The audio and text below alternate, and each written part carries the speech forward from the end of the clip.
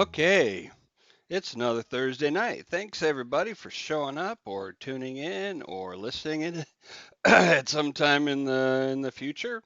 This is Real Monsters. I'm your host S.K. Barrett, and joining me is my partner in crime, though not literally, Wes Hobrick. No, not literally, not yet. Yeah, as far Bwahahaha. as anyone knows, hopefully. Uh, Happy 2020 to you and to everyone listening. Your first show of the year. First show of the year. Yeah, I had to bail out last week. I apologize for that, but shit Yeah, happens. it does. It definitely does happen.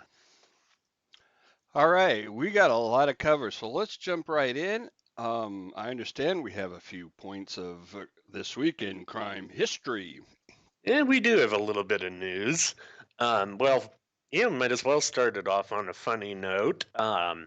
The guys in Mississippi busted for gluing winning lotto numbers onto a losing lottery ticket. Not sure how they thought that was gonna work. It was Oh my for God. they went for the big score anyway. It was apparently a $100,000 ticket that they altered. Oh geez. Oh my So, God. yeah, that's just weird. Nobody will ever know. Nope. You are just brilliant. I Let's don't know what see. these black stripes are at the bottom, but we'll just put these glue these digits in place. That'll work. Why does this ticket smell funny? Oh my. Let's see. The Australian wildfires, the Yeah. bushfires, were pretty interesting. They've arrested so far 180 people for starting a fire intentionally. Holy The authorities have. Jesus. There was one guy out of there as well. He was a firefighter, busted for unspecified sex offenses and also for starting 17 of the fires. So you're talking about a classic serial arsonist who's out there probably, somewhere near the scene, Hmm. pleasuring himself after he does it, because that's what these That's guys what they do. do. But They yeah, don't do it to roast marshmallows. nope, it's sexual. Yeah. But let's see. The Kevin Bacon murder case in Michigan. God, is that weird or what? That is, man, that's fucked up. Guy went to another guy's house. The guy's name is Kevin Bacon. Okay, that's weird enough right there. The Grinder date. These guys met on Grinder. They go there, and apparently this guy takes Mr. Bacon and castrates him. Um, Jesus. then it indulges in cannibalism with what he's cut off, and just left the guy hanging there by his ankles in the house. So Well, that may be a little bit fortunate that he was hung that direction. I I, yeah, I kind of think that he's less likely to lose as much blood, it could or be. more likely to lose less blood, or something in those lines. Yeah, I'm not sure. Oh wait, yeah, it was. He slit his throat too. That's what Oh else well, there's killed him. that. Yeah, Never yeah. mind. Let's see. Yeah, I'm sorry for Kevin Bacon that he was murdered. That's fucked up. I'm not Yeah. laughing at that. I'm laughing at Oh my no. mistake. Yeah, not at all. But let's see. Oh yeah, Florida deputies respond to screams for help, and they find out it's a parrot. Ah, Florida parrot. Oh oh man. man. Yep. Let's see. Oh yeah. There was that case out of Idaho where they identified a torso. A Yeah. It was a 1916 axe murder suspect, and they finally found out who this guy was from forensic genealogy. So it's Really? officially the oldest case they've solved from it. Really? They kept some DNA around from this guy? Apparently he had a hit with somebody in one of those companies' databases.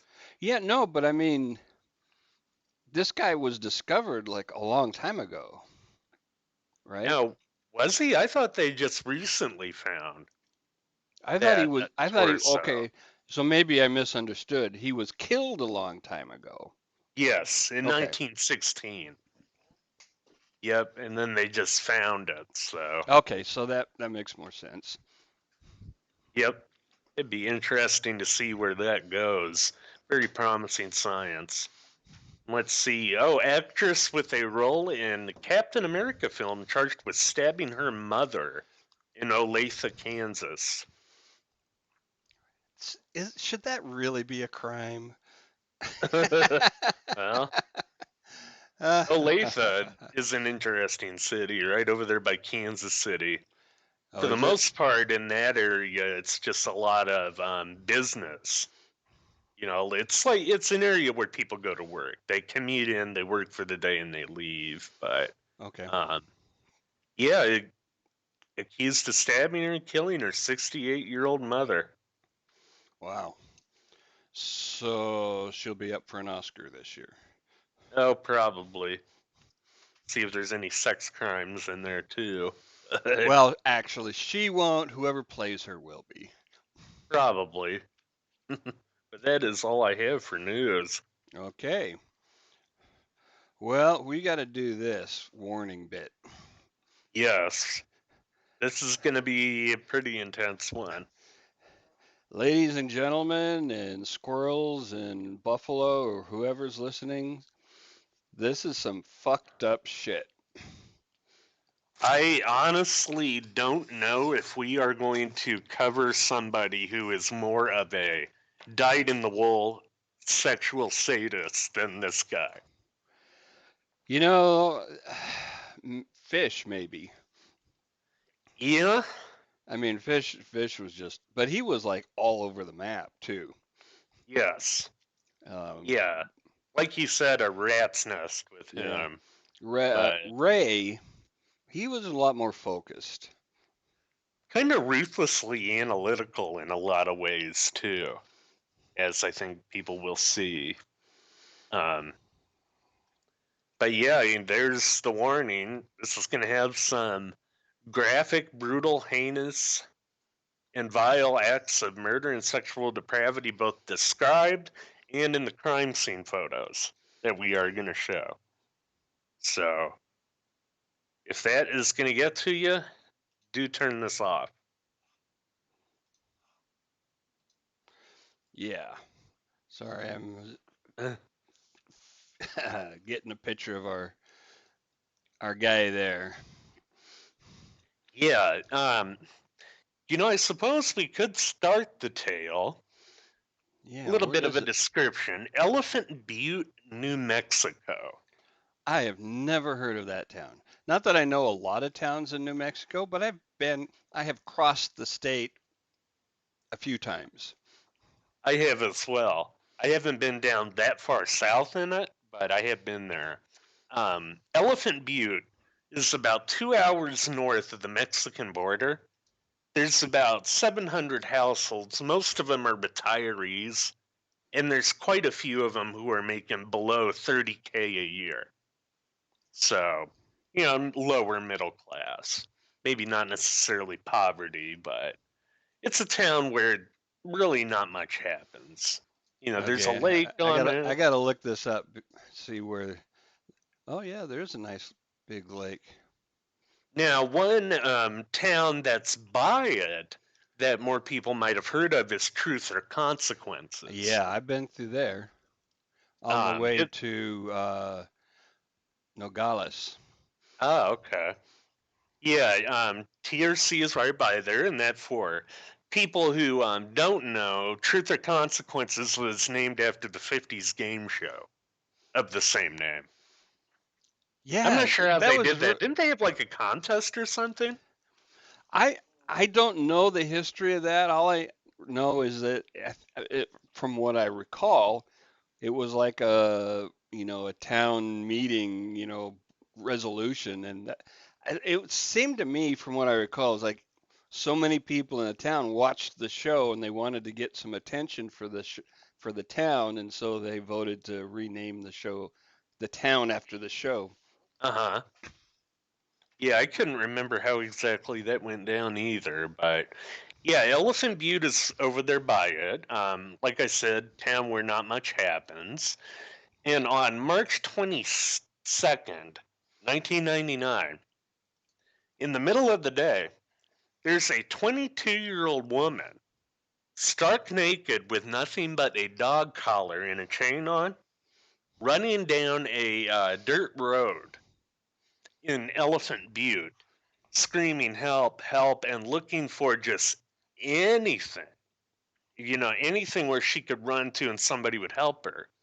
And Wow. she finds a trailer, beats on the door, and luckily the homeowner was there. Gets in, and she basically collapses while she's trying to say what happened to her, and this guy calls the police to help her. And that's where And we say get again what year that was? 1999. Okay. And that was Cynthia Vigil, age 22. And then from there is when we get into all this other stuff. But David Parker Ray, the man who did all this, who perpetrated the kidnappings, the brutal tortures, and often selling the women into slavery in Mexico when he was done, Whoa. is he wouldn't always kill them. In fact, most often that's what he would do is sell them into slavery. Really? Yeah, there can be no hard number on the amount that he killed, although they speculate about 30 that he actually killed. Um, Personally, that he personally killed. yes. And how do they kind of arrive at that number? I wonder. They arrived at that through talking to the people closest to him to try to get at things that he might have said over the years. Okay. And we'll get into the reason why they couldn't really interview him when we get further on. But um, Ray was a park ranger for the New Mexico State Parks Department. He was very Oh accomplished no. as a mechanic. Um, and But he but as wasn't all but that. as a ranger, It gives him more authority. well, it gives him access to some places a lot of people wouldn't have access to. Hmm. Remote areas that that might be locked, behind a locked gate. Yes. Yeah, it does that too. Which I don't know if it's the same way out in Washington, but the Rangers here in Yeah. Illinois, they don't even have to have a search warrant. If they think something is happening, Yeah. I mean they don't even have to meet a standard for probable cause if they think something is happening. They can just come right in. Which it's messed up, I know, but But it's also people, but it's also state property, right? well, not necessarily just on state property either. Okay. If they think it's a crime that's related to like the white-tailed deer population around here, Hmm. I mean, our county, the county I'm in, is the most populous for white-tailed deer in the state of Illinois. So, Uh, I mean, they take it seriously, but I don't know if that would give Ray the same amount of authority out there, but that's how it is here it's with the possible. game wardens and rangers. Um, but Ray was raised by his very strict fundamentalist grandparents in New Mexico. Spent a lot of time on their ranch, which his dad was a drunk, and his mom basically she dropped him and his sister Nettie off there when they were very young, and said, "I just can't deal with raising these kids. You do it." To her parents. Wow. Um, And then but did she just like disappear forever, or she come back? Do you know? my understanding, they had a little bit of a relationship, but there was absolutely nothing happening emotionally between them. Hmm. So, she might drop by for whatever reason, but there was nothing else happening. But his grandparents, like I said, violently strict religious fundamentalists. And Ray was actually often bullied and beaten at school because of the dress code that his granddad would make him wear. Oh no. So, Yeah, yeah, kids are awful. they can be cruel. Oh, yeah. But then he was also beaten by his granddad, too, and his dad when he would come around. Cecil was his name. Um, so Ray spends most of his time alone on his granddad's ranch doing whatever.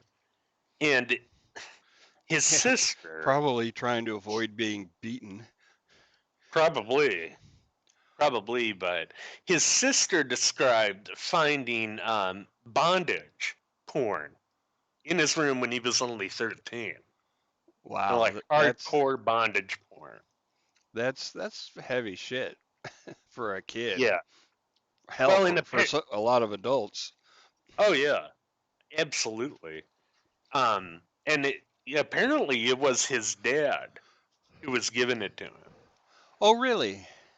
Yeah, yeah, which gets into that lost sense of relationship that he must have had with him. He thought, oh, this is something that we can get close over, you know. Well, and also, because his dad's beating him, it will link um, violence and sex. Very true too. So you have kind of this perfect storm brewing, Hmm. as it were. But Ray boasted of his first murder at age 14 when he abducted a woman at knife point, tied her to a tree, and tortured her to death. Wow. Uh, yeah. So this would have been in the 50s, roughly. Was But do we is there any indication of who she was? Was she ever discovered that we know of? nope, not that I saw. Hmm. Zero indication with that. But he married twice. Met his third wife in 1966. He was 27, she was 18.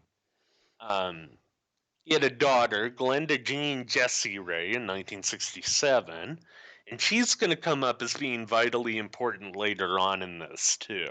Okay. Um, but by 1969, Ray was hitchhiking across New Mexico with a pretty blonde named Sally. And they end up shacking up with the owner and his girlfriend of a truck stop in New Mexico. Okay. And Sally, apparently told the truck stop owner and his girlfriend that she was pregnant by Ray and that Ray took her virginity. And what happens soon after?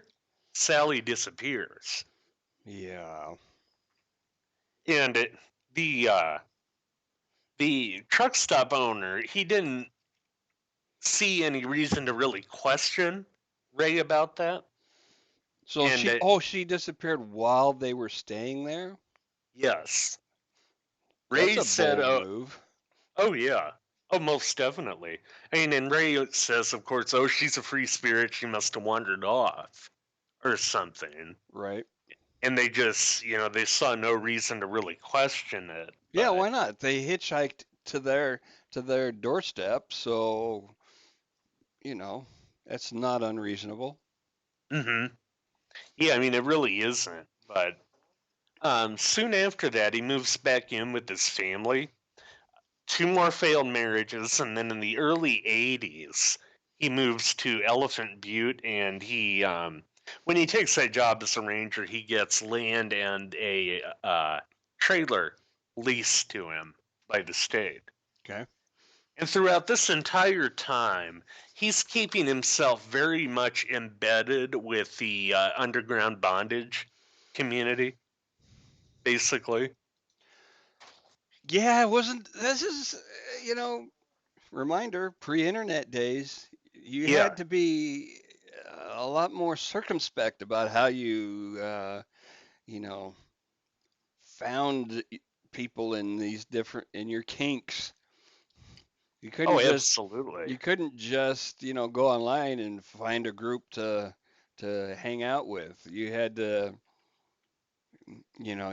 ask around, but you couldn't just ask around, so Yeah. to speak. I mean, you had to know, what you were doing and where to go.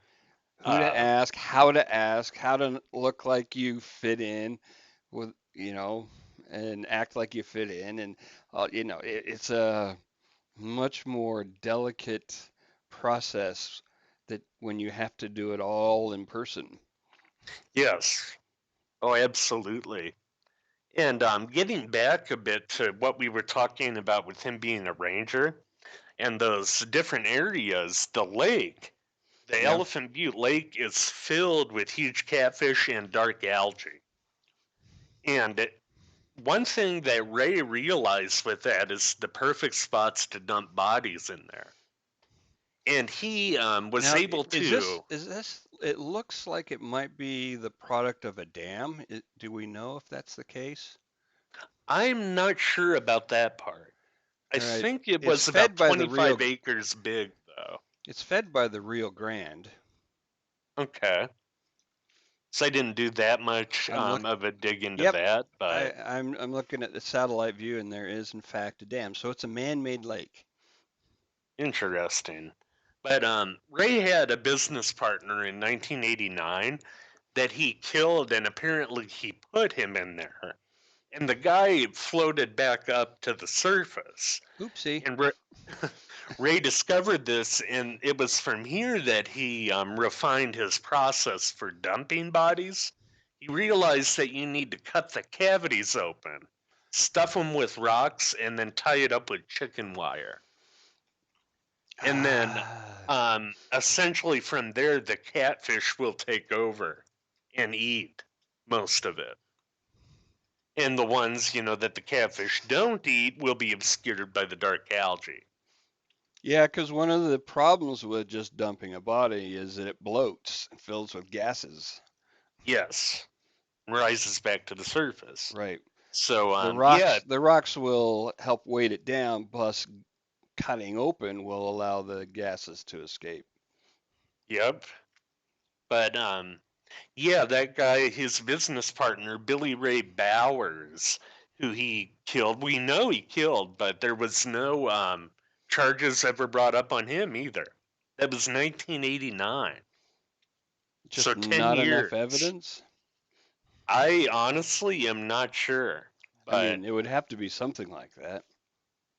I would think so because Ray, well, we can get into that later as to I why. mean, he doesn't seem he's not in a socioeconomic class where he would have pull. No, no, I mean it wasn't that Right. I, yeah, I He, guess it is kind of spoiling it a bit, but no, no, no, Ray did. we'll come back to Okay, it. okay, we can come back to it. Yeah, is during this time, he's refining his MO with actually getting the women too, and that is he kidnaps, tortures. In the process, he makes and sells snuff films of all this, Does he and then sell he, those? yes, also on the black market, of course, and then he I sells was the captive into slavery in Mexico. See, I was informed at some point that snuff films were a fiction. Mm, most of the time they are, but with Ray, they were as real as you can get. Yeah. I mean, he sold a good lot of them, but there were many that he kept as well, and that was actually how they were able to identify two victims. But he was very careful with that. He would always obscure their faces, and he would always use like tape to cover up any identifying marks, like Uh, tattoos. man. So, yeah, I mean, he's a smart guy. There's Yeah. no doubt about it. But um, one thing that was kind of weird about him during his time in Elephant Butte, he had a Yeah. reputation for being very kind to animals and actually rehabilitating ones that were hurt. Okay. That is so opposite of what's expected Oh yeah. from a serial killer. We have been told, a million times over, cruelty to animals is an indicator, is a precursor. Oh, absolutely. Nobody's ever said kindness to animals. No, and I mean the cruelty thing is part of the McDonald triad, the triad of sociopathy, even. Right. But you just, yeah, I mean, I don't know why he did that, but um, in the process, he's building up his MO, and he has also started construction on what he calls the Toybox, which is a double wide tractor trailer that is basically his dungeon, his sex den. And he dropped, I need to find the $100,000 on everything to make this. Here's this kind of X-ray view of it. Yes. We have that, and I think we have some shots of the inside. Right. I'll bring those up as it goes along. But I I don't I want to. I don't want to. actually I don't want to give away too much all at once. yeah. Yeah, but this is the X-ray view. In the middle, you can see a gynecological table, various ropes and pulleys to get limbs in the proper position. I see a television, shelves and cabinets. It looks like a computer. Yes, Overhead. Is that an overhead projector? yes. The overhead projectors, he would get a video feed onto that other television and force the captive to watch as he tortures them. Watch their own torture. Watch their own torture, which is a level of sadism that is pretty profound, in my opinion. And how much did you say he spent on this? $100,000 Jesus. in That's that kind of money. Where the hell did he get the money for this?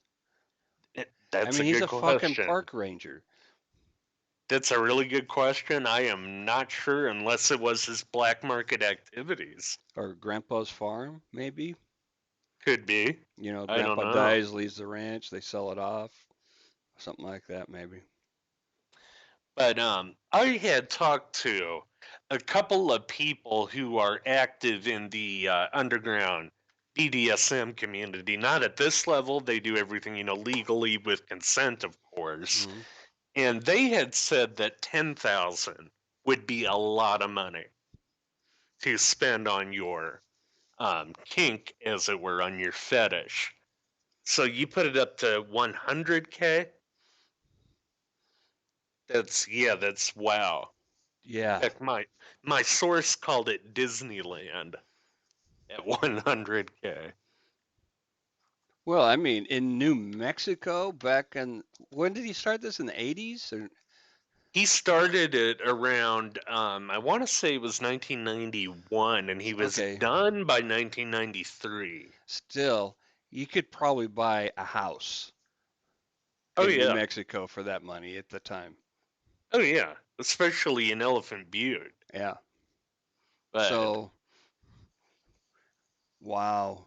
Oh, I'm sure it had extra insulation and, oh, it was soundproofing. soundproofed. Yeah. Yeah, yeah, and it was soundproofed. He had medical devices in there. He had books on female anatomy, human sexuality, psychology, witchcraft, Satanism, and yeah, I mean, Here's a outside view. scalpels and everything. And as he was building the toy box and sort of refining his MO still, um, Jessie, coming back into the picture, his daughter, she really adored David Parker Ray. And he didn't do anything to hide his deviancies from her. Really? And in fact, in huge part, they kind of rubbed off on her in very disturbing ways. And she actually helped him snatch a lot of the women that went into the toy box. Wow. But she didn't know But what was going to happen, though, I'm sure. oh, she knew later on. I'm not Well, sure if she knew earlier, but later on, there's no doubt about it, she knew. Um, let's see, when she was 19, though, she actually went to the FBI about her dad when she witnessed him torture a prostitute to the point that she ran naked out of his house, screaming. wow. And she saw this. She goes to the FBI and tells her what she saw. The FBI dragged David Parker Ray in there, and he basically tells them, "Yeah, I like doing this. This is my kink." And they're just sitting there flabbergasted, and there's nothing they can get the guy on because it was all consensual at that point. Well, according to him. Yeah, well, yeah, they didn't have evidence to the contrary, though. Right. Was the problem. They couldn't So, charge him. They cut him loose. and were there repercussions for the daughter? She, after that, I think she kind of got jaded on law enforcement, and she basically said it's futile. I'm just going to, go and get even closer with Dad in a lot of very disturbing ways. In fact, she had a son about 2 years after that, and there was a theory going around that Ray was the father. Hmm. So there might have been an incestuous relationship going on there too. Oh, and yeah, I'd forgot about that little detail. Ray actually told the FBI that he couldn't get off without thinking about murdering a woman. Yeah, and you know It, what? You know what? I mean, it's shocking, but even admitting that is not, they can't do anything about that. Because yeah, admitting you like to think about it is not a crime. right, exactly.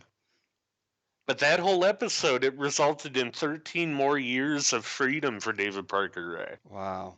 and an untold amount of deaths and, kidnappings and slaves.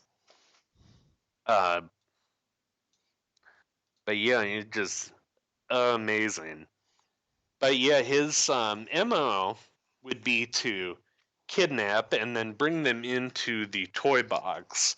And one thing that he liked to do, he was doing this so often, this stage of it, that he actually recorded an audio tape that he called his introductory tape to play to the women.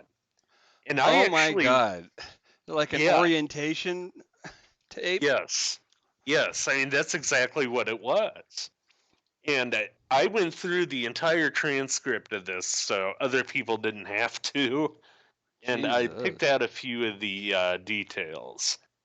Yeah, he starts by going into minute detail, describing the conditions of a slave, captive, down to wrists, legs, and neck locks. Ray, direct quote, "I'm going to tell you in detail why you've been kidnapped. You'll be raped thoroughly and repeatedly in every hole you've got. Um, kept naked and chained up like an animal." Hmm. And it's interesting, both Ray and his girlfriend, who will come into this picture later on, Cindy Hendy, kept sex slaves. Really? Yeah, yep. And they kept some of these women for over 3 months in the toy box.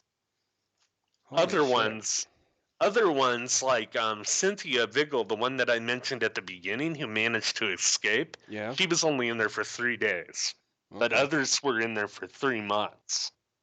Um, let's see. They preferred girls and mid-teens, but they would snatch anything that they could. Sexually developed, small bodies, and quote, easy to train. And Ray goes on in the tape, if that sort of woman isn't available, I will hunt for a big-titted lesbian at the gay bars. Really? If that doesn't work, quote, anything young, clean, and well-built. Kept one, sometimes two slaves in the slave room. Isn't it interesting the language he uses? He doesn't say any one, he says anything. Yes, depersonalizing. Yeah. Exactly. Um, let's see, it's soundproof, it's escape proof, it's stocked with, quote, devices. He says even on the tape, I've been a rapist since puberty. Another direct quote from him, I don't give a flying fuck about your mind. Um, followed by a warning not to personalize oneself. Why? Which is kind of weird in there. Hmm. Kind of goes against the sadistic streak Yeah. to not do that. But let's see. Quote, I make it a point never to like a slave. Well, yeah, probably not. Yeah. Let's see. I'm not sure that's ever much of a risk for this guy. Oh no, not at all. But he describes that he keeps them all like the animals that he keeps. He had a lot of dogs, and that's going to come into it again here a little bit later on in a very disturbing way. Um, feeding him once a day, giving him water once a day, keeping him what he's called reasonably clean. Mm. Um, let's see. Quote, I am into animal sex, anal. Large dildos in both holes, you're going to get those a lot. Um, you're going to give both your master and your mistress, he insisted on, he and Hendy being called that, oral sex up to 3 times a day on her. Evidently, she could get off pretty quick, according to what Ray said. Hendy preferred keeping a slave indefinitely. Ray preferred variety. Um, and he actually put the number in that tape that he snatched at 4 or 5 a year. And that has been, for a very long time. He says, I don't like killing a girl unless it's absolutely necessary. And quote, I get off on mind games. Clearly. Hmm.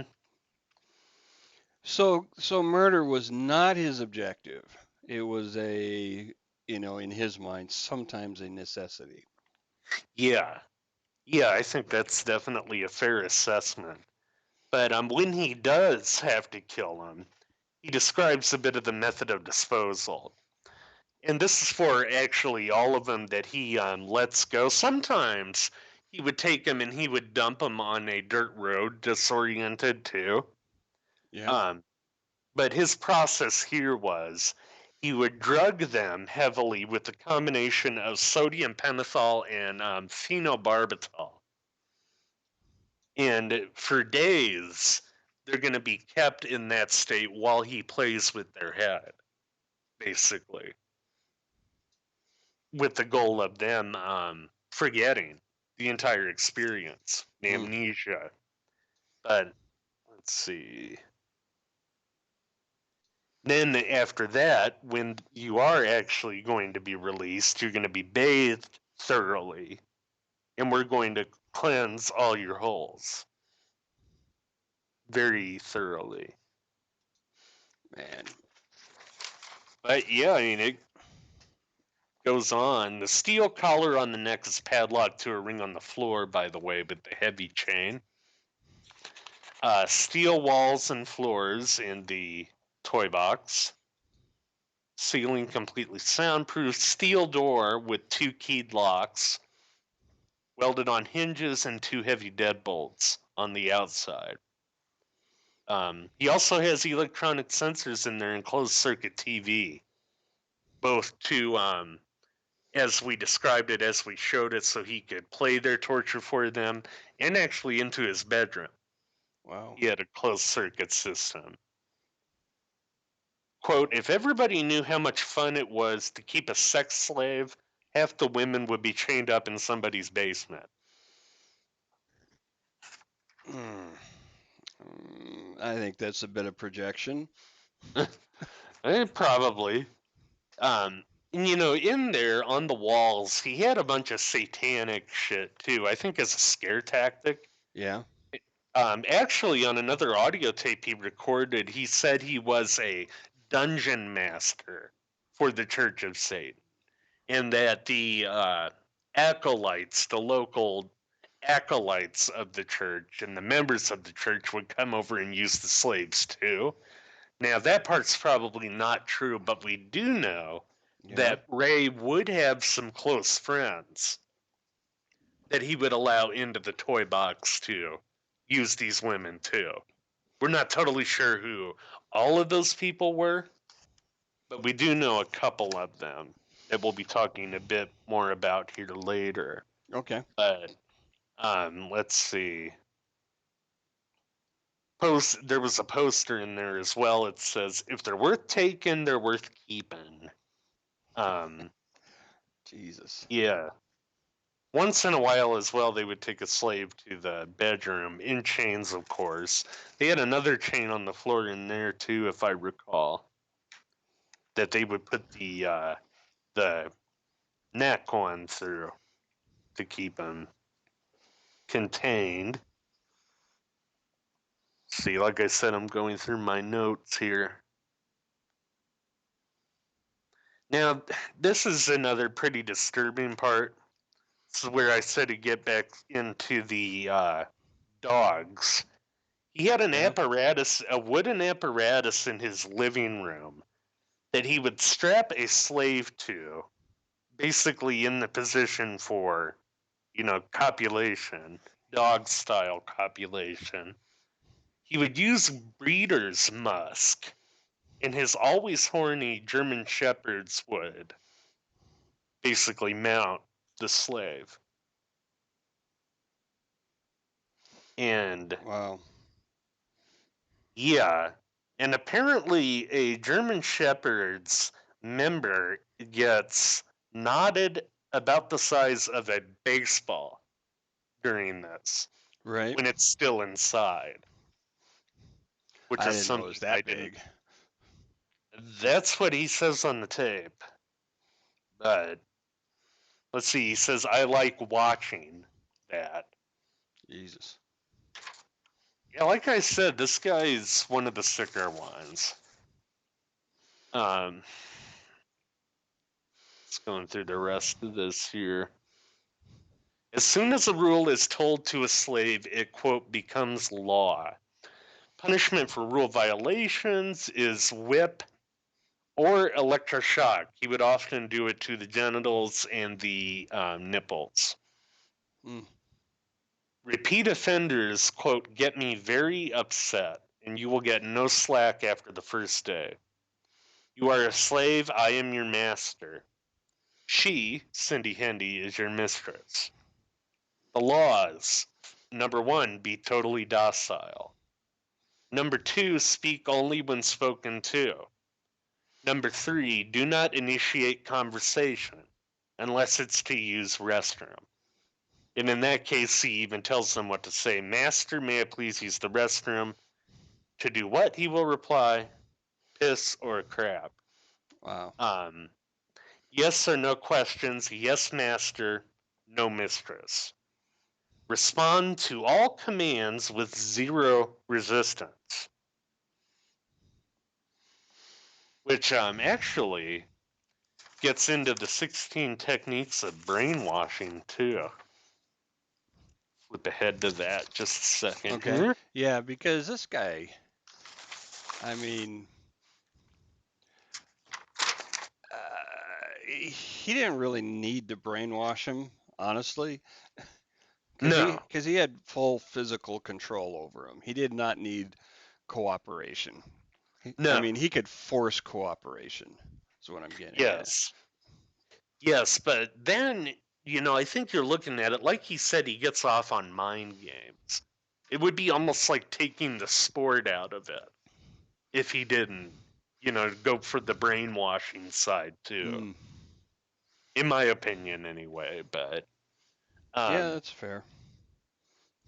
yeah, these were a few brainwashing techniques that Ray took from the case of Cameron and Janice Hooker, who kidnapped a woman and basically kept her in close the same way. But it was from a book on that case called The Perfect Victim. One, suddenly and unexpectedly abduct and then isolate. Refuse to answer any questions. Place them in a cell like environment. Remove clothes, begin humiliation and degradation. Number two, physically or sexually abuse to expose vulnerability. Hmm. And this is in huge part to shock and then to disorient. Number three, remove normal daylight patterns, so Right. constant light or dark. Number four, control urination, defecation, and menstruation. Be present during these activities to destroy the sense of privacy. Yeah. Number five, control food and water. This is part of making the captive dependent. By the way, cult leaders use a lot of these very same techniques. Yes, they do. We'll be getting into that a bit next week when we do the show Oh on yeah. Nexium. Right. Uh, Let's see. Punish for no apparent rhyme or reason. And this is important because the captive is usually trying to figure out a rationale for these things. You keep them disoriented, you keep them pliant if Right. you constantly throw them off their toes with that. Number seven, require the victim to constantly ask permission for everything. And that's just, straight up training, conditioning, if you will, Mm-hmm. when you require that. Number eight, establish a pattern of abuse. And what this does is, according to the psychologists, it ingrains a sense of permanency for the situation at hand. Right. It makes them think they're not going to get out of it. Helpless, helpless and hopeless. Yes. Number nine, continue to isolate. And what this does is I found very interesting. People are basically information hungry. And if you make it to where you are their only source of information, they're going to do essentially anything they can to please you if you are their captor. Right. Um, Number 10, present goal or model of future behavior. That one's self explanatory, how to please your captor. Um, 11, threaten your family and their relations with similar fate. Number 12, threaten to sell the victim to an even worse master. Ooh. Yeah. Uh, Yeah. yep. Yeah. Number 13, continue to beat and torture at irregular intervals. Number 14, allow small privileges for no reason.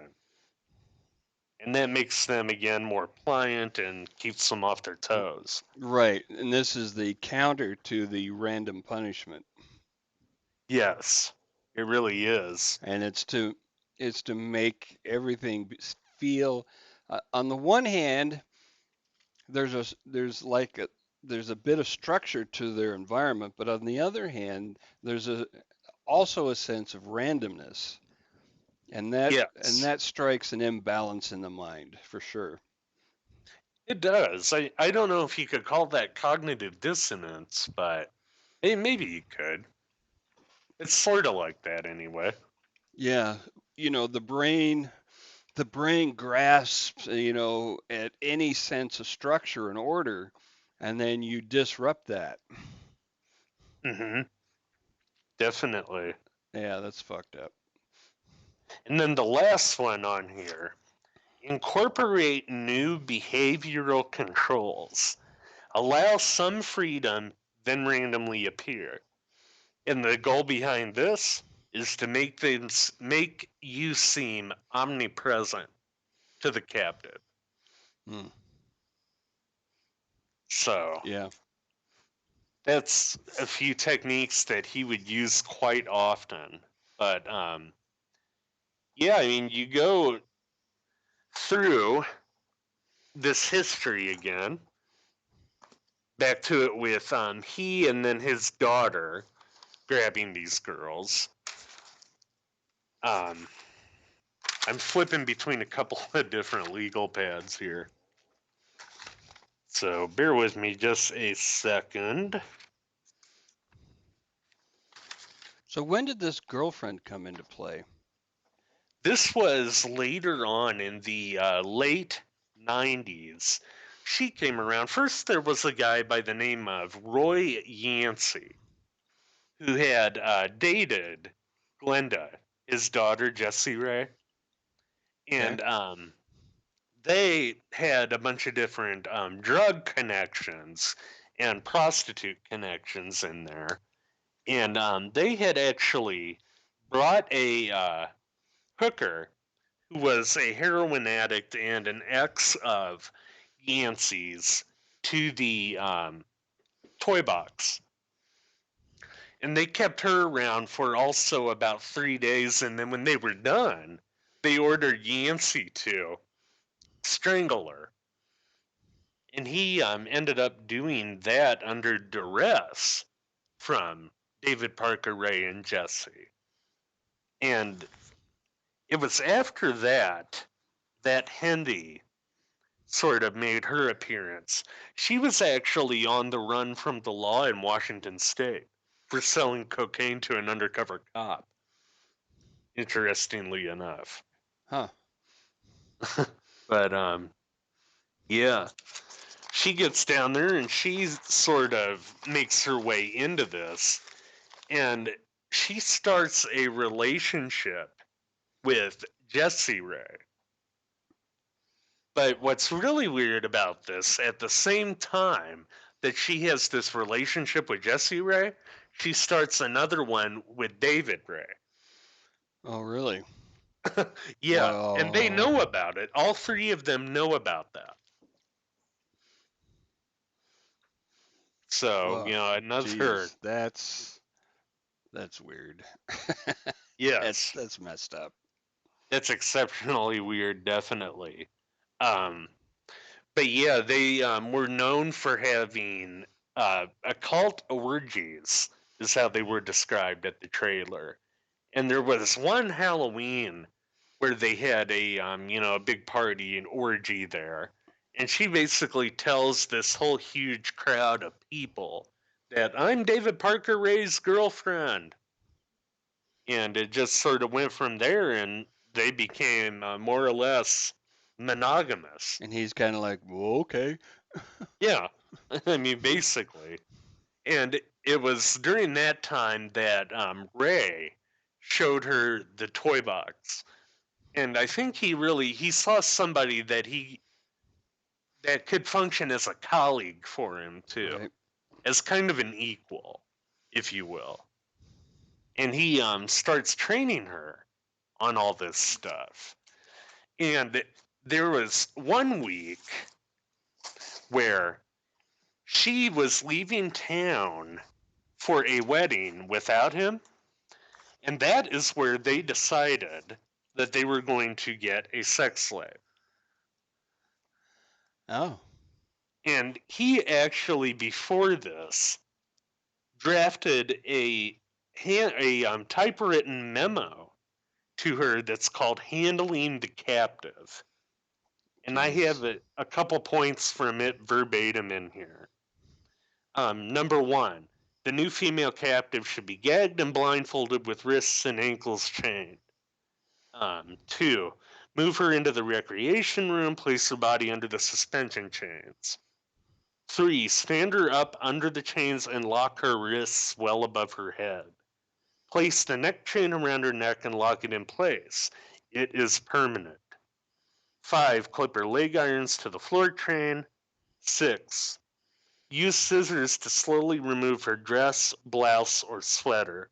Cut and remove the bra. 7. Fondle and abuse her breasts, nipples, and upper part of her body. 8. Keep her blindfolded to increase disorientation. Use verbal abuse, dumb bitch, slut, etc. 9. Slowly unzip, open, and remove the lower clothing. Cut or rip the panties off. 10. Fondle and abuse her sex organs. Continue the verbal abuse. Number 11, attach the overhead suspension straps to her body, ankles, waist, hips, and upper chest. 12, remove the leg irons and tighten the ankle straps, pulling her legs upward until the middle part of her body is horizontal. The ankle straps will force her legs wide apart. 13, tighten and adjust the waist, hip, and chest straps until the middle of her body is straight. 14, clip the short floor chain to the bottom ring on the waist belt so she cannot jerk or lift her body upward. 15. At this point, the captive is suspended at a convenient height. Immobilized and fully exposed, she is very uncomfortable, disoriented, and probably terrified. Do not cut her any slack. Continue a lot of verbal and physical abuse. Keep her off balance. Do not give her time to collect her thoughts. Use her body aggressively during the first hour or two. She will swear, struggle a lot, and exhaust herself. 17. Particularly if the electroshock machine is used extensively. 18. Intensify her fear. Tell her how she is going to be kept as a sex slave. Describe in detail how she will be continually raped and tortured. Work on her mind as well as her body. And the last point, number 19, keep her body suspended 2 or 3 hours, then roll the gynecology bench directly beneath her. Lower her body down on the bench, release one arm or leg at a time, and secure it to the bench until she is strapped down. Buckle all the straps on her body until she is totally immobilized, feet in the stirrups and knees wide apart. He has a note. The shock value of disorientation plus continued verbal abuse and physical abuse during the first few hours of confinement will have a great influence on how docile and subdued the captive will be during the remaining period of captivity. If it is done properly, she will be intimidated and much easier to handle. Jeez, that's just draining to listen to. It is. It's draining as hell to read, too. And just the way that he's so scientific about it. And this is before he'd ever done this, but it seems, I mean, Well, I mean, he just imagined all this, or did he must have practiced this already. yes, yes. I mean, he had gotten quite a few and had honed his craft, as it were, Okay, before but that. he's trying to teach his girlfriend how to do it. Yes, With trying to pass along the info. But, all right, so what happened to this motherfucker? well, going back to 1999, where we started, Yeah. with the escape of Cynthia Vigil, what happened that day was Ray was at work and Cindy was in the kitchen making sandwiches inside the trailer where Vigil was confined in the bedroom. And apparently, Cindy was a little careless about where she left the keys for Oh. the chains. And Cynthia was able to get it.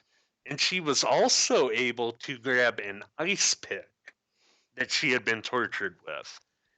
And so when Cindy sees this, she rushes at her, hits her over the head with a lamp, but Cynthia was able to stab Cindy in the head with the ice pick and run away.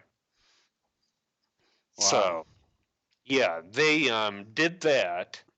And of course, after, they're chasing her, but she manages to get to A this house. person's house. Yeah. Yeah.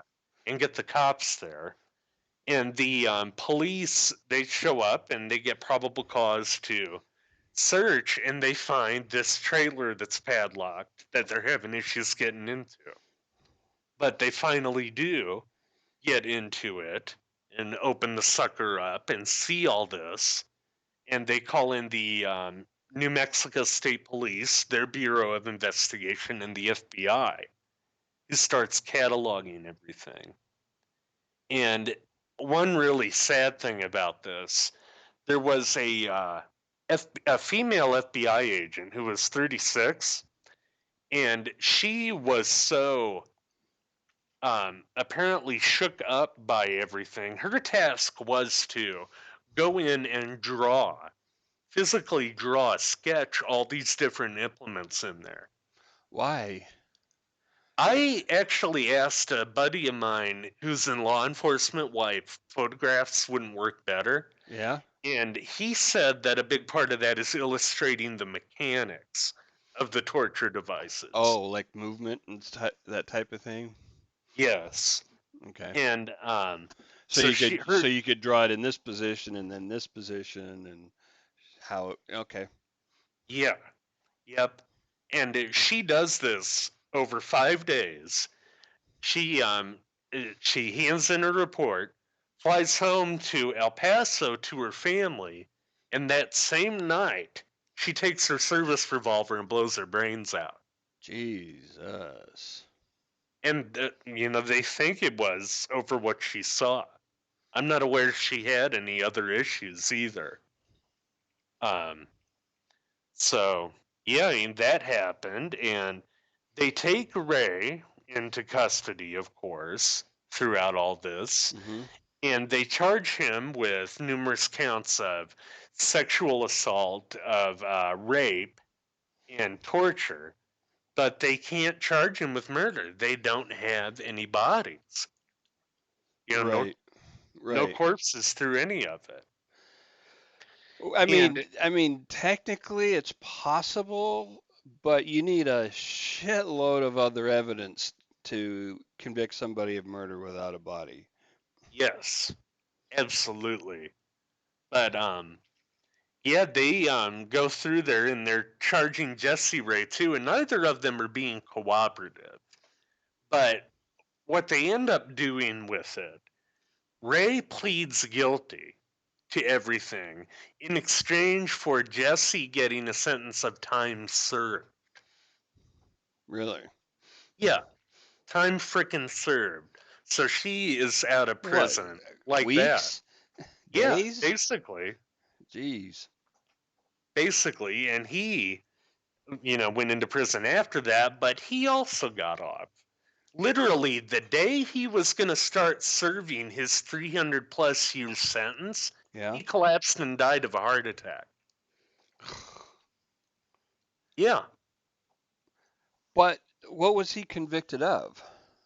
Well, he took the guilty pleas on the Oh, sexual assault and rape okay. and torture. But no murders. No murders. Not on Billy Ray Bowers, not any of the women, nothing. Wow. So, yeah, you have the serial killer who was never even charged with murder. Much less convicted. Yep. I mean, but he was he was gonna have a 300-year sentence. Yeah. I mean, Oh, yeah. that's all right. I mean, they threw the max at him, and then the judge actually added on a third for aggravation. Well, a lot of questions died with him. A lot of answers, I mean. Yeah, unfortunately, as to who, especially who his friends were, because it was, only them and then Cindy Hendy, she got charged too, but I'm trying to remember how much time she got. I didn't think it was that much. Oh yeah, that's right, because she was paroled in 2015, so she didn't take that much time either. And then Roy Yancey got some time over the murder of his ex-girlfriend. Oh, she was released last year, Oh, yeah, that's right. last July. And at the wrong note. It's because I can't tell the difference between my 9s and my 4s, apparently. But yeah, the cops estimated about 30 murders. Although Hendy said it was around 60. Hmm. So Ray, yeah, they gave him the max plus a third for aggravation. Oh, and yeah, the toy box is actually preserved on the lot of the FBI's Albuquerque field office. Almost forgot about that.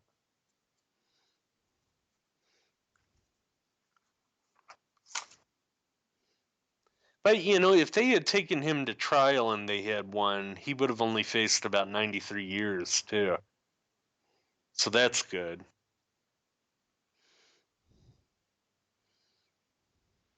Not as satisfying when the son of a bitch dies the day he's gonna start it, but yeah. Yeah, Like I said, probably one of the more sadistic ones we'd have ever covered. this son of a bitch, man. Yeah.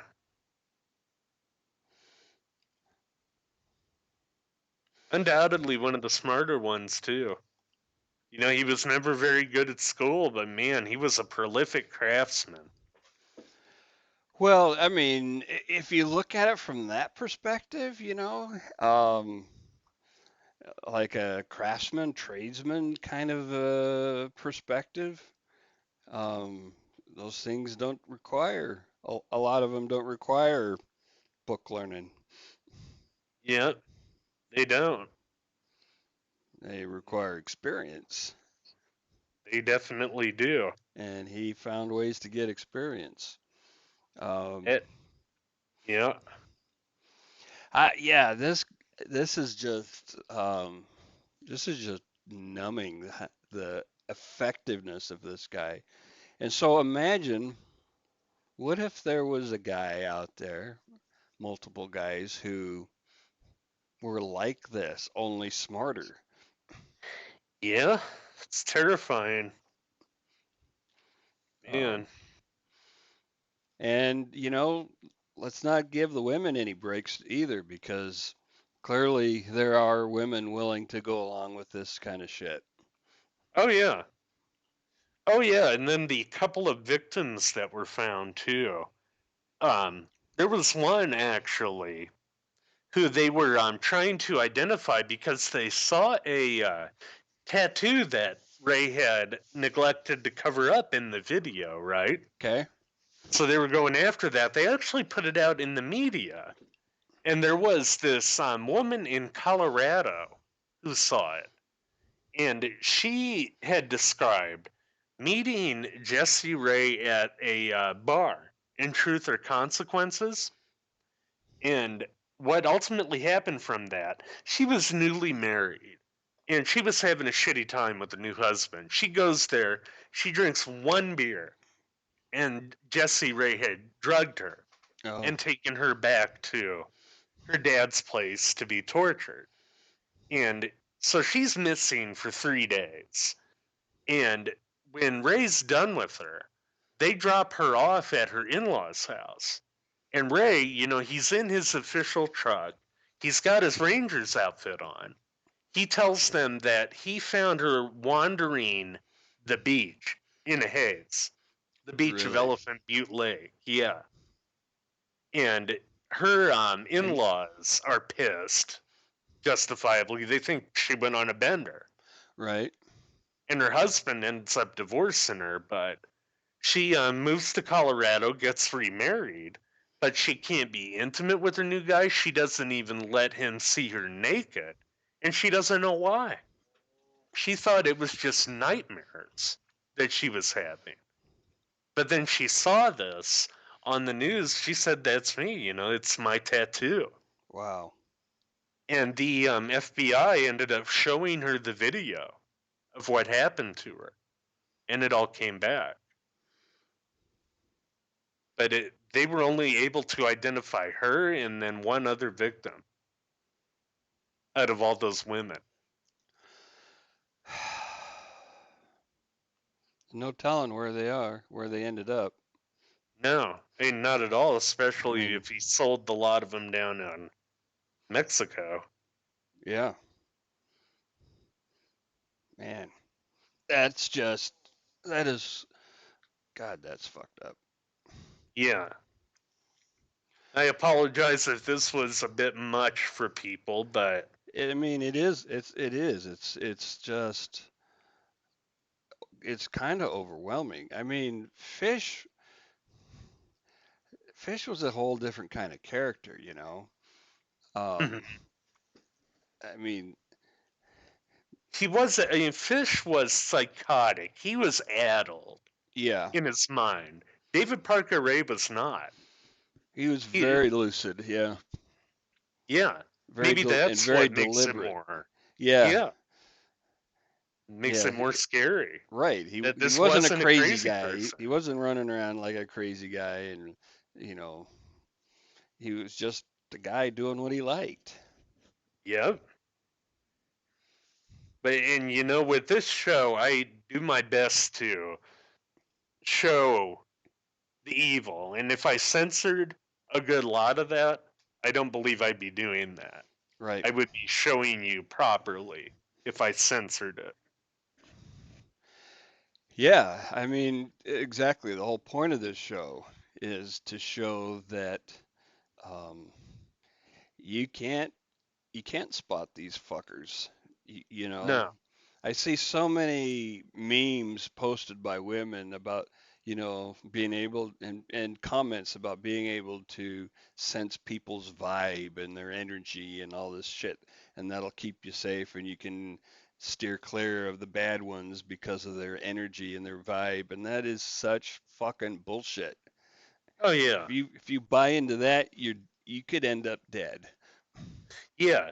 I mean, I definitely agree with that. And David Parker Ray, he was another one that's described as Jekyll and Hyde by a lot of people.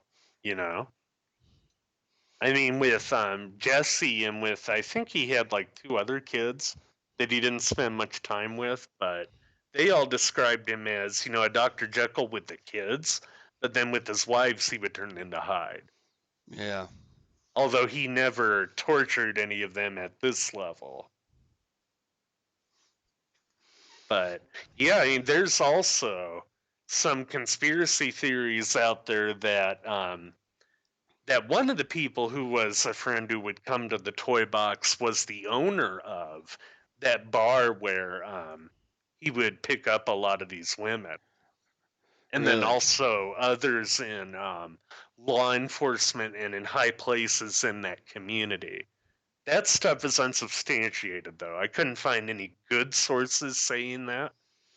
And really, what's the um, I mean, it's not like these guys really got off easy, right? No, And no. they could absolutely have played that card, right? If once Oh, they yeah. were caught, Oh, definitely. Definitely. I mean, they could they have. could have traded that information for lighter sentences. Yeah. Oh, absolutely. Absolutely, with something like that. And, I don't think it's out of line to say that there was some sort of conspiracy there because you have to have that sort of thing to network in a black market the way that David Parker Ray did.